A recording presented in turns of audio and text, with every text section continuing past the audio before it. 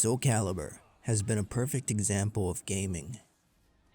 Having existed since 1995, which is nearly 30 years, and boasting new features almost since inception, it's one of the series that has done relatively well, except for three.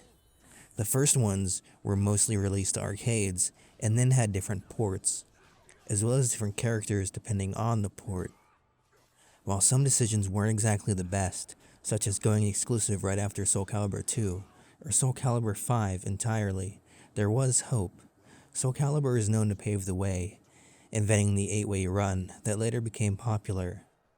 As of 2021, Soulcalibur sold 17 million units. If you look at the release dates, every game hasn't went very long between releases, with all of them having at least a couple years.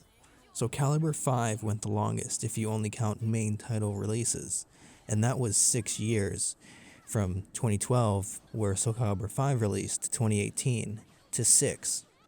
Bearing that in mind, we should have another release sometime. There is obviously demand for these games. They provide intuition and aren't afraid to break the mold. While later releases can be somewhat stagnant gameplay-wise, they are still fun to play.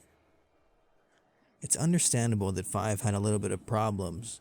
The only thing I'm going to say about 6 is that the multiplayer is the majority of the experience. Hopping into casual lobbies late at night on Xbox and talking with people was really great. Ranked? Not so great.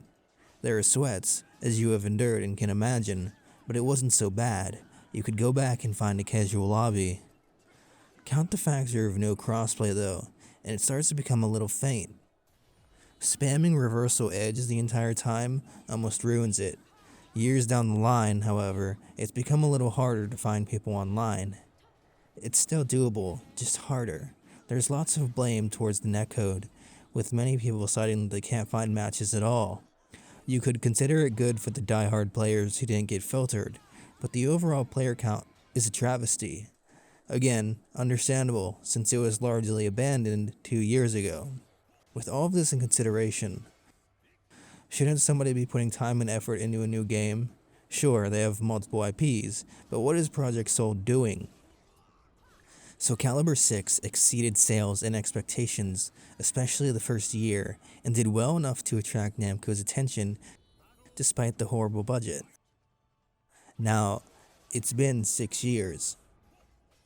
The time between 5 and 6 is what we're approaching now. Where is the newest installment, Soulcalibur 7?